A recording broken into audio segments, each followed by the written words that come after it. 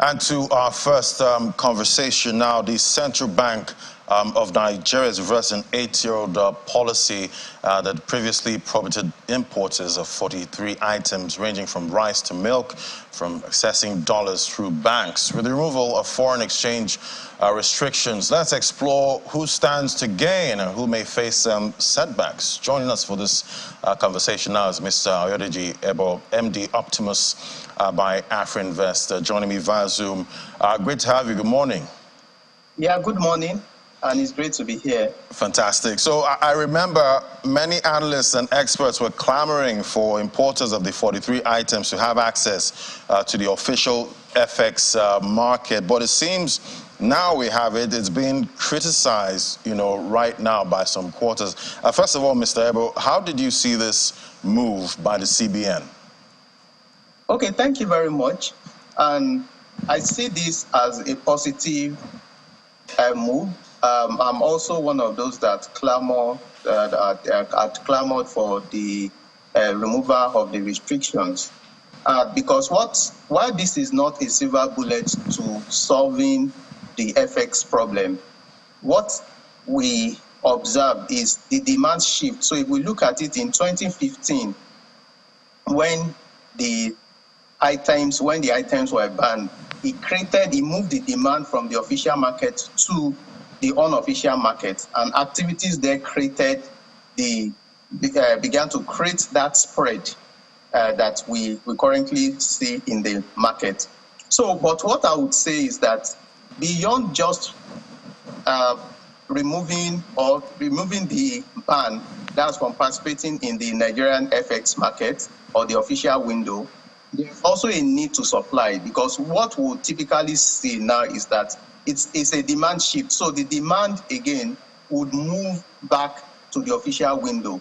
And the question everyone will be asking is, does the CBN have the FX to supply to be able to meet demand? So what we would see, there will be initial major pressure within that market. Currently, I think as of Friday, the Nigerian foreign exchange market rate closed around 749 or 759 naira to $1. We would see if the CBN ensures that there is a willing buyer, willing seller market. We will see that shift towards, even if not above 800 naira to $1, because at the initial stage before supply would improve. But what we would also expect as we progress, once there's supply, the only first condition here that has to be fulfilled is that supply. Once there's supply, then we'll begin to see a moderation from the unofficial market. The pressure will reduce and convergence will begin.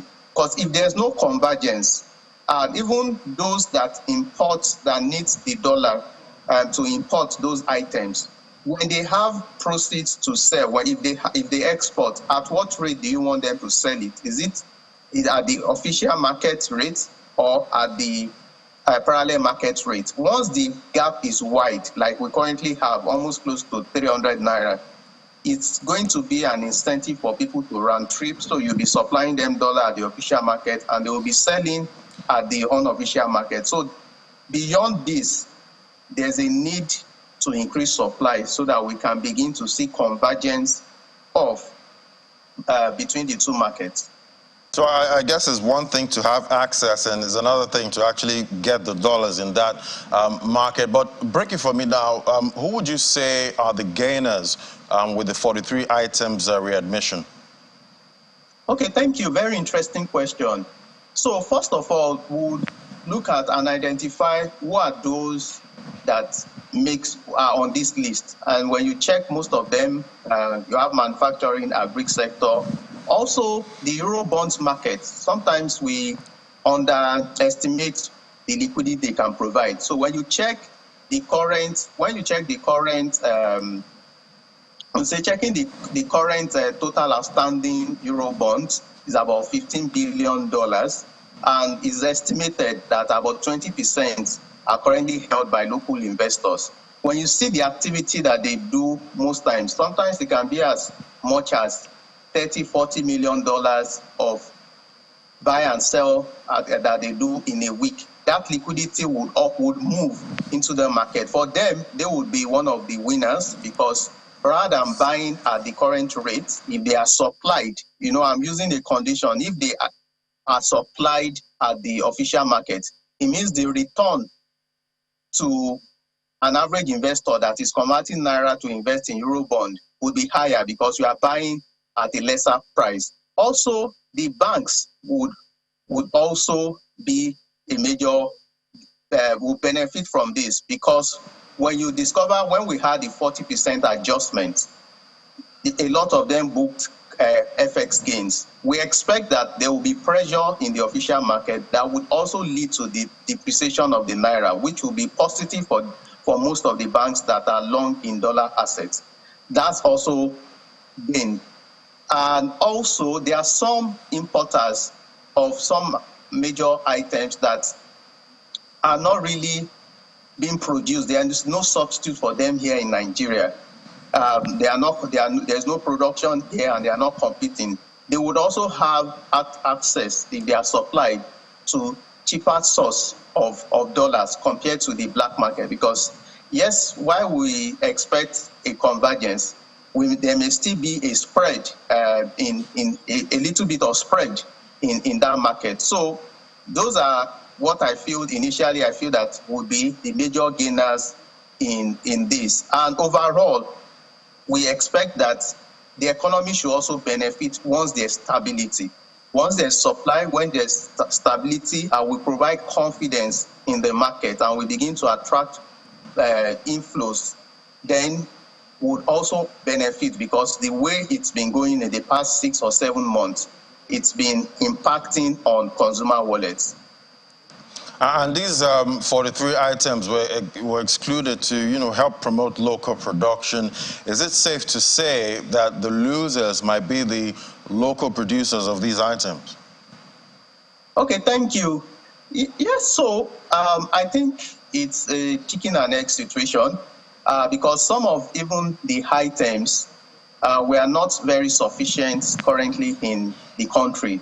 While it may impact and they will need to be more competitive, the federal government can also look for other ways, like cost of funds to them. If you reduce the cost of funds to them, it will also help them be able to reduce the cost of their products.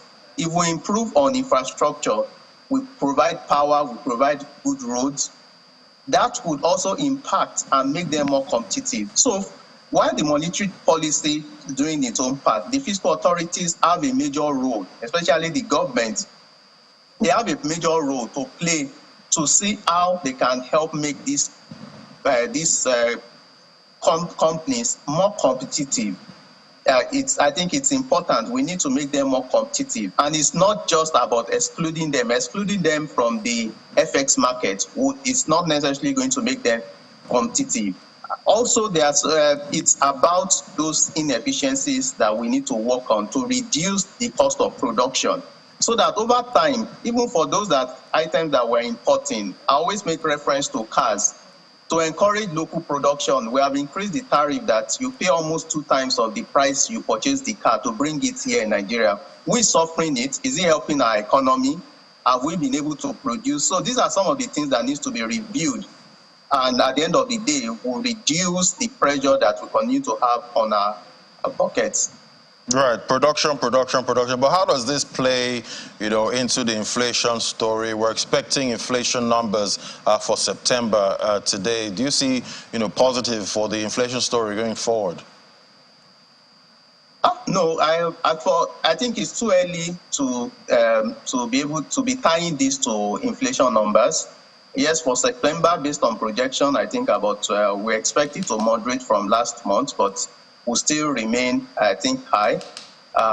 Projection here is about 26.8%, compared to 25.8% last month.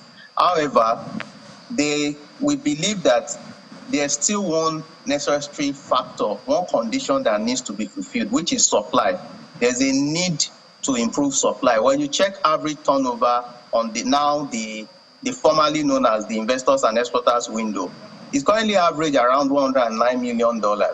compared to what we used to have in 2019, 2018, which was as high as $250 million on the average for the year. So if we don't improve on the supply, no matter how interesting a policy may sound, it's not going to solve that particular problem, may even cause more pain. So there's a need to back that up with significant supply such that we'll be able to get the right benefit that we expect from this this interesting policy that has just been made. Yeah, very interesting policy, but we're expecting that inflation numbers today. What are you expecting?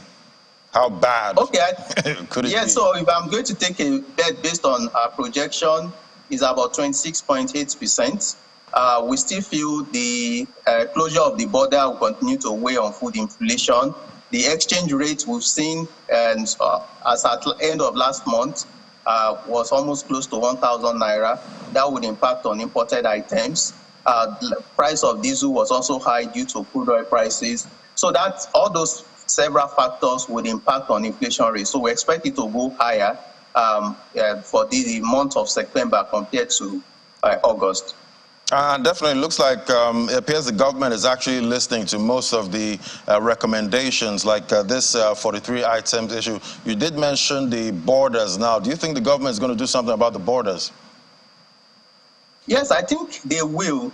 But, you know, beyond the closure of the border, the political crisis going on there is also part of what is impacting, and also based on the position that we have also taken. But there's a need, now that we are not self-sufficient in those things, there are other areas we can look at to make those local production competitive. It is not about just banning those items from coming in or increasing tariff, making it more expensive for people to bring them in. If we give them, subsidize it, rather than the money we are collecting from tariff, we subsidize it based on the funding to them, use those money, we build roads to encourage them, give them tax breaks, and once we focus on that, it will be very difficult to imported items to compete with locally made items, because we talk about proximity to market. So that it will reduce that cost, but internally there's a lot that has to be done around infrastructure. Rail system would be a major breaker for us if we're able to get it right in moving goods around Nigeria. All right, looking at the equities market now, last week was a positive move we saw for the trading week. But, you know, with this unbound of the 43 items, which stocks do you think, or which sectors on the equities market do you think is going to profit from this or actually take a loss? Okay, thanks. So I expect the banks to profit from this because of the expected adjustments in the official market. And we feel for manufacturing companies, especially those that have item inputs on that list. And we think that in the medium to long term, because until we begin to see supply, in the medium to long term, it may impact if they are not competitive on their ability, on their revenue because of their cost of production. The likes of the agri sector, Presco, Okomu benefited significantly from the ban, and because a lot of manufacturing companies had to look inwards, and that increased their demand. So I feel that it's enough time to are giving them that learning curve. Yes, while there are some inefficiencies they don't have control over, but I think over time they will also be able to weather the storm. I think by and large, we still expect that there will be a bit of corrections. We need to get the FX market right first before we would attract foreign portfolio investors into our market that will further propel retail investor. Yes, we are doing a lot in the last 3 years holding the market to this level, but there's a limit to how we can grow this market without the major inflow from foreign portfolio investors. Yeah, local investors have been quite impressive in the market. But, you know, going forward now, how can the government increase flow of USD in the short term and, you know, get the exporters to actually sell their dollars to the banks from their proceeds instead of the parallel market? Okay, I think the first thing, yes, is a tough decision, They need to come up with more structures. We spoke about the Afrexim, $3 billion. Is there any structure with NMPC they can come up with? IMF, they need to come up with structure. If it's another $3 billion they can access. And now, yes, it may look very expensive. Going to the Eurobonds market, there's appetite.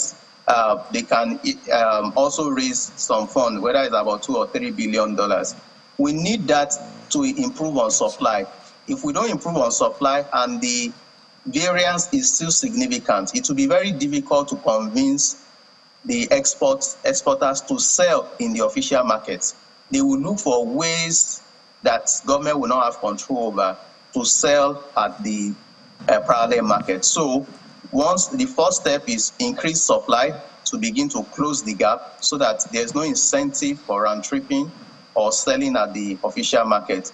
And once we're able to close that gap, remittances is also a major area that would help. There are a lot of platforms now that are trying to help to bring in money into the country.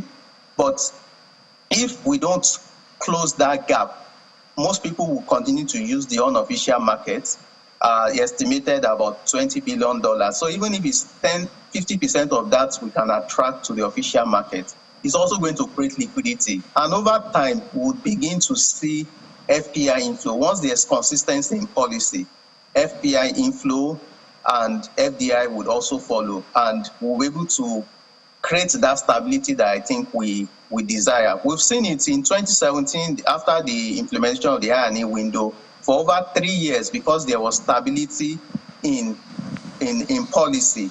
We saw the consistent inflow, and it was also beneficial to Nigeria because we could project, and the Naira was very stable for a very long period before COVID-19 pandemic struck.